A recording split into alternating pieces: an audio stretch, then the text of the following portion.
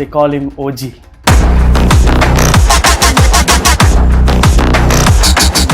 సావుకి దీనికి లింక్ ఉందా?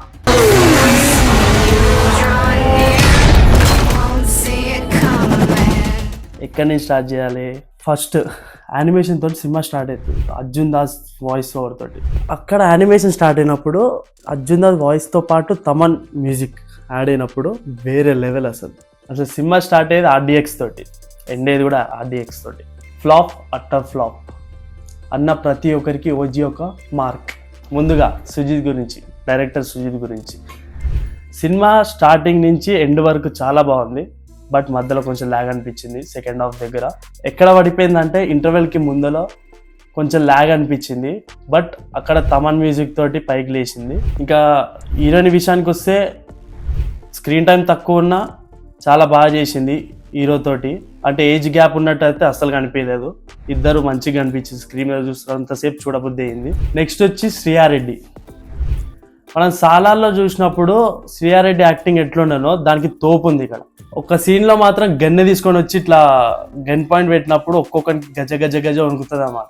అంత బాగుంది అది. ఇప్పుడు వచ్చి ప్రకాష్ రాజ్, పవన్ కళ్యాణ్కి డాడీ, బట్ సొంత డాడీ కాదు. ఎందుకో తెలియాలంటే సినిమా చూడాల్సింది. ప్రకాష్ రాజ్ క్యారెక్టర్కి చాలా న్యాయం చేసాడు. ప్రతి సినిమాలో ఎలా చేస్తాడో ఈ సినిమాలో కూడా అలానే చేశాడు.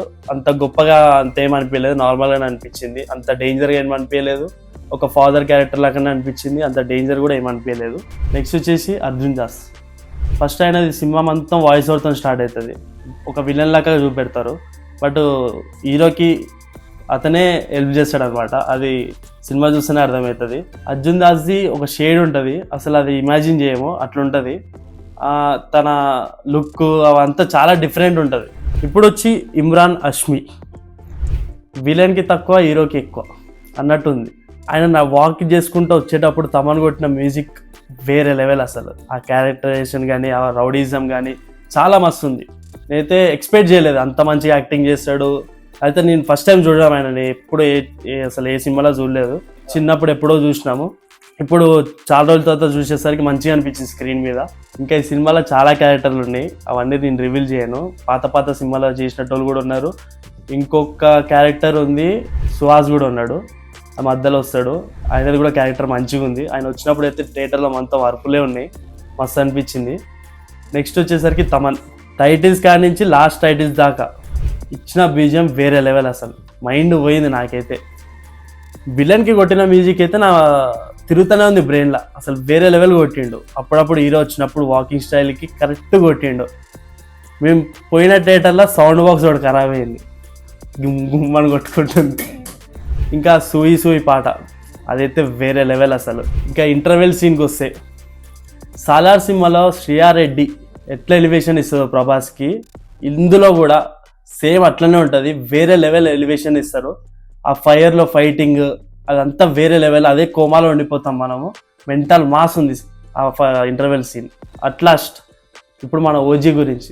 పవన్ కళ్యాణ్ని ఎప్పుడు చూసినట్టే ఉండదు, చాలా కొత్తగా ఉంటుంది. ఒక వింటేజ్ లుక్ కానీ, ఆ వింటేజ్ కార్ కానీ, ఆయన నడుచుకుంటూ వస్తుంటే అందరు భయపడడం కానీ. ఒక సీన్ ఉంటుంది ఇంటర్వెల్ తర్వాత, వర్షం వస్తూ ఉంటుంది, గొడుగు కింద ఇట్లా జోబులో చేసుకొని ఇట్లా క్రాస్గా నడుచుకుంటూ వస్తాడు. అక్కడైతే బూస్ బాంబ్స్ వస్తాయి. అక్కడ కొట్టిన బీజిఎం ఉంది చూసారా, మైండ్లోకి ఎక్కేసింది నాకైతే, మస్తు అనిపించింది. ఇంకా మధ్యలో ఫైటింగ్ సీన్స్ కానీ అవన్నీ ఉన్నాయి, కానీ మధ్యలో డూప్ని వాడినట్టు అనిపిస్తుంది. అంటే తెలిసిపోతుంది క్లియర్గా. అంటే డేట్స్ ఇవ్వకపోవడం వల్ల సుజిత్ అట్లా కవర్ చేసిండేమో. లాస్ట్ ఫైటింగ్ సీన్లో పవన్ కళ్యాణ్ జానీ అనే ఒక గన్ను పట్టుకొని వచ్చేటప్పుడు ఒక బీజిఎం వస్తుంది, తమ్ముడు సినిమాలో అది, look at my face in the mirror. ఆ సాంగ్ తోటి తమన్ ఇచ్చిన బీజిఎం వేరే లెవెల్. ఆ టైంలో గన్ను తీసుకొని దాన్ని ఆలోస్తుంటే అసలు పిచ్చెక్కిపోయింది. థియేటర్ అంతా ఉర్రుతూనే ఉన్నారు. నాకైతే అసలు బూస్ బాంబ్స్ వచ్చినాయి. దాని తర్వాత మళ్ళీ స్లోగా బీజిఎం మళ్ళీ అయ్యి లేపుతాడు తమన్. అక్కడ హైలైట్, అసలు పూలకాలు లోడింగ్ అయిపోయింది. ఇప్పుడు చాలామంది పవన్ కళ్యాణ్ లాస్ట్ మూవీ అంటారు. ఇన్ని ఇయర్స్ తర్వాత, ఇన్ని సినిమాలు తీసిన తర్వాత కూడా ఈ సినిమా అన్నిటికన్నా హైలో ఉంది.